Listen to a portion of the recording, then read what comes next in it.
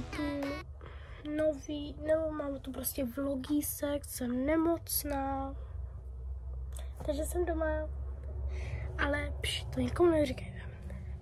A jako první si jdeme uklidit skříň. Lidi, já si vás dám sem, jo. Koukejte. Dobrý. Abyste si nemysleli, jo. Tady mám trička. Tady mám kalhoty a trička. A tady mám trička, kalhoty a kraťasy. A dole mám ještě mikiny. A zbytek, to nevidíte, proto jsem vám to asi říkala, jo. Takže prosím, abyste třeba mi nedali jako ban na YouTube, že prostě, že tady ukazují ty ponožky a takový. Ale prostě vás kalhoty, trička, kalhoty, mikiny a takový. Jau. No, tady si vezmu tady ty asi. Hej, nevím, co jsem měla znamenat, prostě jsem chtěla něco vyzkoušet. Prostě jsem vás tam zastavila. No, tričko. Mně se třeba mega líbí, ale už se do něj nevejdu, takže ho budem asi dávat můj besties.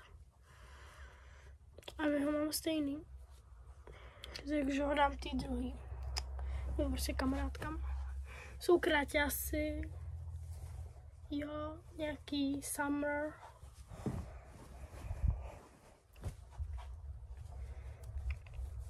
Další kraťasy.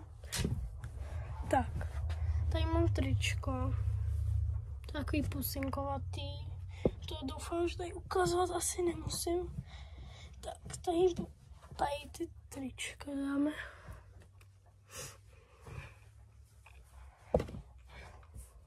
Hej lidi, mě by zajímalo, jak vy skládáte trička. Že já ho mám takhle rozložený, jo. A já se prostě takhle dám sem prsty. Takhle si ho přehodím. Mám ho takhle, jo. I z druhé strany. Takhle vydám jeden prst, druhý. Teď tady prstama takhle udělám. A takhle ho přeložím. A mám to. A jenom to udělám zrychlenějš, takže by mě zajímalo, jak vy skládáte trička.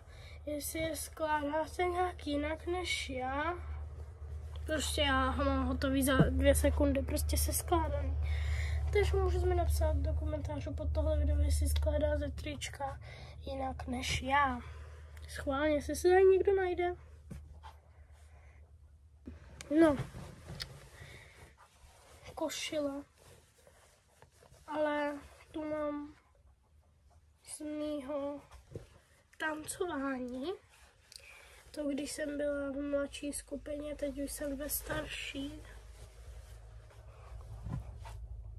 Takže nějak tak. Baví mě tancovat mega moc.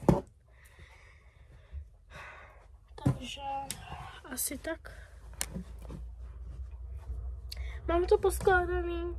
Mikínky bych si mohla nějak srovnat, ale to mám pocit, že to není nějak tak jako hrozný. Takže čau.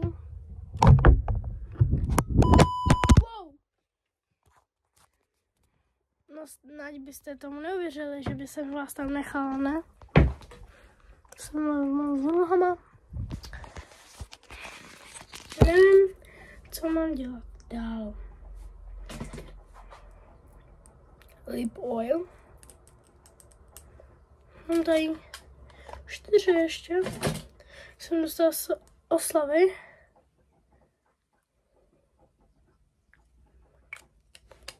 Tohle je melounová příchuť.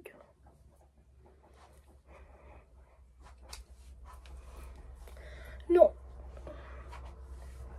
Lidička, já nevím, co mám dělat dál. No. Jestli vás tenhle vlog bavil, tak mi napište a já vám udělám třeba večerní vlog. Tohle byl takový kratší vlogísek, jo.